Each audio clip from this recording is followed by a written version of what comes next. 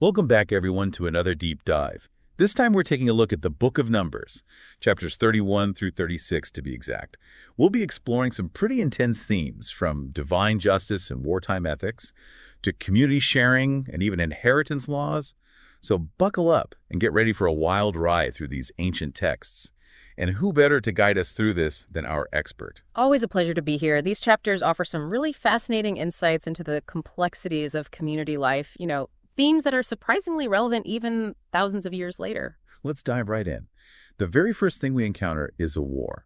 And not just any war. A war commanded by God himself. The Israelites are told to go up against the Midianites. And it's described as an act of divine judgment, which of course raises all sorts of questions about how we reconcile a God of justice with the violence of war. Right. It's pretty intense stuff. It's a complex issue for sure, and the text itself doesn't shy away from that complexity. We need to consider the historical context, but also examine the ethical implications through a modern lens. And it gets even more complex when you look at the instructions regarding the Midianite women and children. Oh, absolutely. The text says to spare young girls, but to put to death any woman who'd been with a man. Yeah, that's a tough one. It's hard to read that and not feel a little disturbed. How do we even begin to make sense of that? Well, it's important to remember the ancient worldview. The Israelites saw the Midianite women as a potential threat, a source of what they called spiritual corruption. So less about gender and more about protecting their religious beliefs. Exactly. The goal was to prevent idolatry and preserve the Israelite faith. It's definitely a stark example of how cultural and religious beliefs shaped wartime practices. Makes you think about how our own cultural biases might influence our understanding of history. Absolutely. So after the victory, the Israelites divide the spoils of war, and they do it equally among all the tribes. Yeah, that's an interesting detail. It wasn't just a free-for-all. Right. There was a system in place, a conscious effort to ensure that no tribe felt disadvantaged. A real emphasis on community unity. Exactly. It's like they understood that the strength of the community lay in its ability to share resources fairly. And, we see echoes of this same principle in modern discussions about wealth inequality and social justice.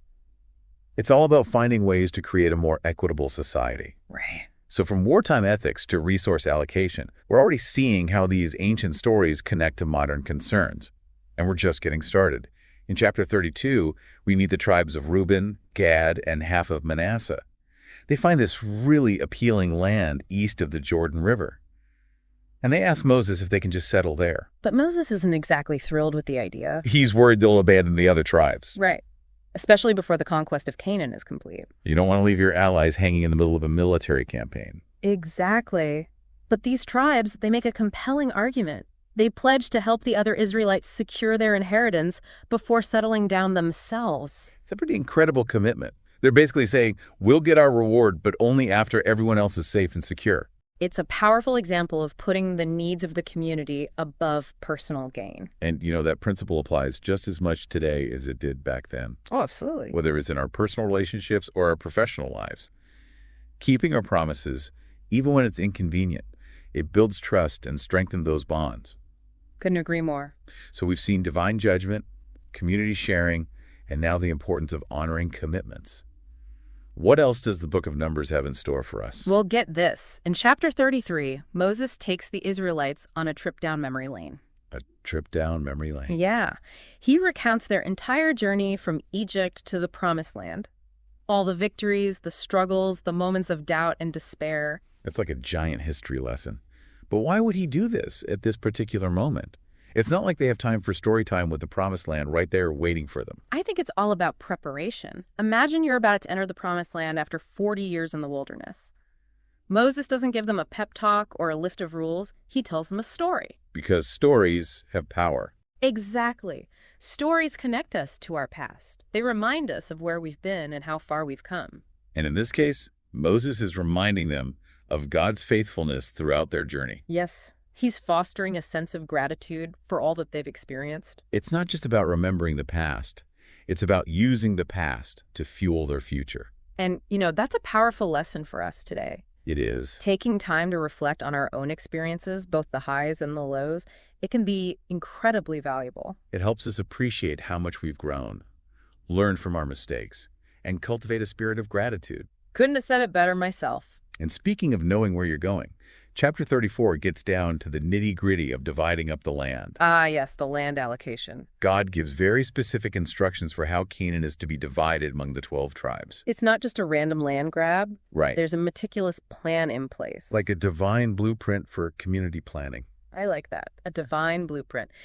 And, it speaks to God's care and attention to detail. He wants to ensure that each tribe has a place to call home.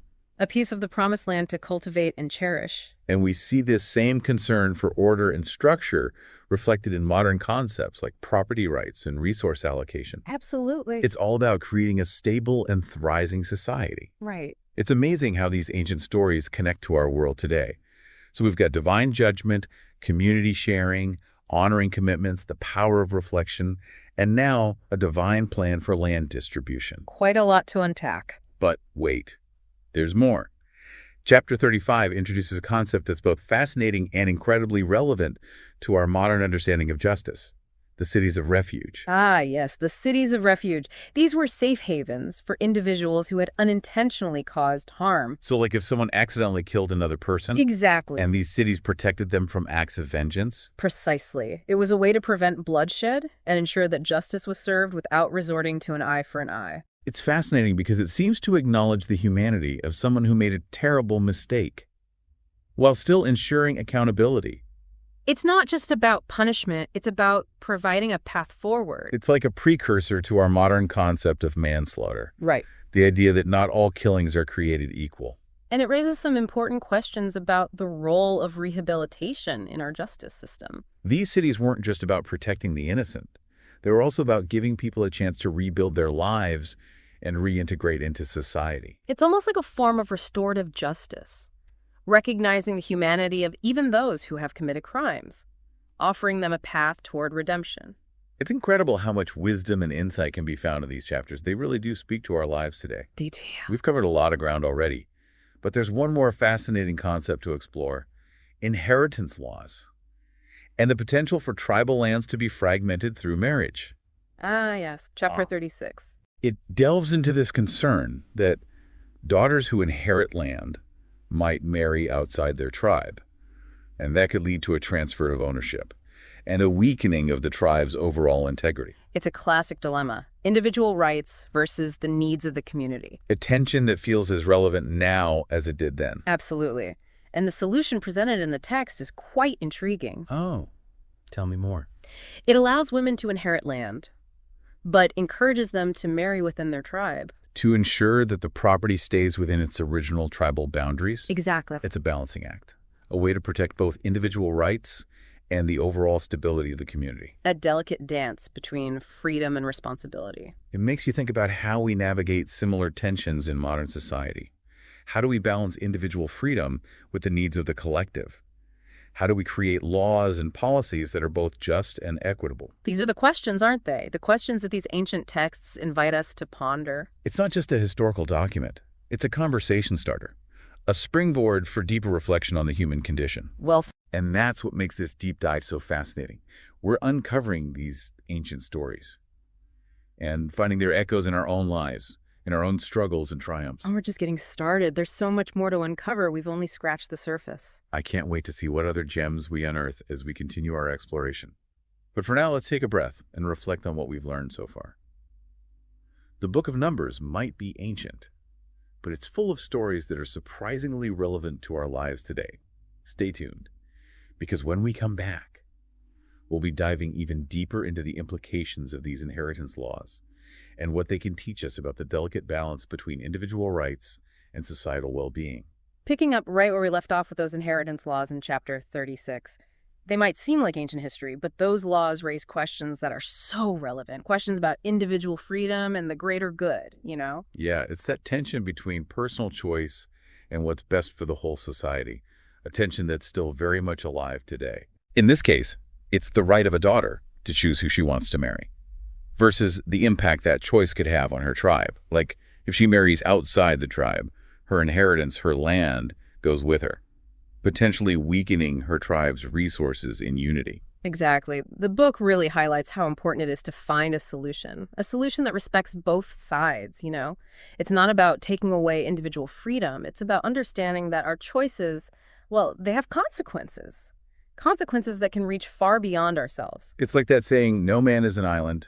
Our lives are interconnected, and our choices affect others, sometimes in ways we might not even see right away. Right. So what does the text say? How do they resolve this dilemma? Well, the text offers a pretty interesting solution. Daughters can inherit land, but they're encouraged to marry within their tribe. That way, individual rights are protected, and the tribe as a whole stays strong and unified. A delicate dance between freedom and responsibility. Finding that balance where everyone's voice is heard and respected, but also where people understand that sometimes compromise is necessary. It's a valuable lesson. It is. It makes me think about our own lives.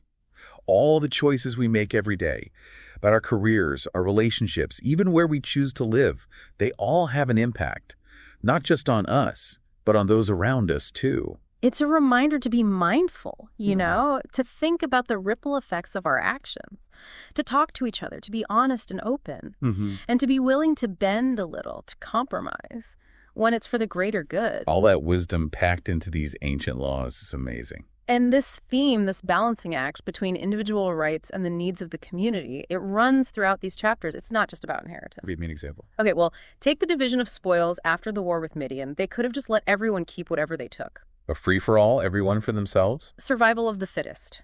But that's not what they did. They divided everything equally among the tribes so that everyone benefited. It shows a deep sense of fairness, an understanding that true strength comes from unity. Exactly. And then there's that story about those tribes who wanted to settle east of the Jordan River. They had every right to do so. But they saw that it was important to stay with the others to complete the mission together before settling down. Putting the needs of the many above their own desires. And it's not about losing their individuality. It's about using their individual strength for something bigger than themselves. It's like they were saying, we're individuals, yes, but we're also part of this larger whole. That's a powerful message, especially in today's world where we often put so much emphasis on individual achievement. These stories remind us that true fulfillment comes from connection, from being part of something bigger than ourselves. Finding that balance, that sweet spot between freedom and responsibility. It's not always easy, but it's how we build a just and compassionate world. It's a challenge, for sure, but it's a challenge worth taking on. While we've been talking about justice and mercy and community, I keep thinking about how all this ties into our modern idea of restorative justice. Oh, tell me more about that. Well, restorative justice focuses on repairing the harm that's been done and building relationships. It's not just about punishing someone for breaking the law. It's about healing and reconciliation. Exactly. It recognizes that when a crime happens, it doesn't just affect the state. It affects real people, individuals, and communities. It's about bringing everyone together, victims, offenders, community members, to address the harm and find ways to move forward. And when you think about it, that's what those cities of refuge were all about, right? You're right. They weren't just safe havens. They were places where people could start over, where they could find redemption and become part of the community again. Right. And all those other themes we've talked about.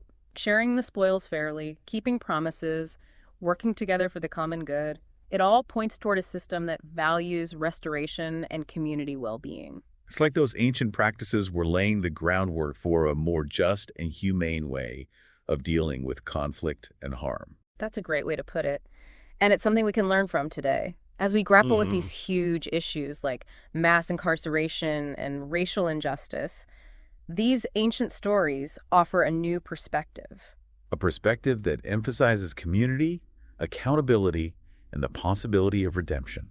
And second chances. It's a reminder that justice doesn't have to be about punishment. It can be about healing. And it gives me hope. Me too. Hope that we can build a world where justice and mercy can exist together, where communities support each other and build a better future for everyone. It's a beautiful vision. And I believe it's a vision we can achieve, one step at a time. By learning from the past. By remembering our interconnectedness. And by choosing compassion and understanding, even when things are difficult. Well said. So much ground covered in this deep dive. From divine justice and wartime ethics to community sharing and inheritance laws.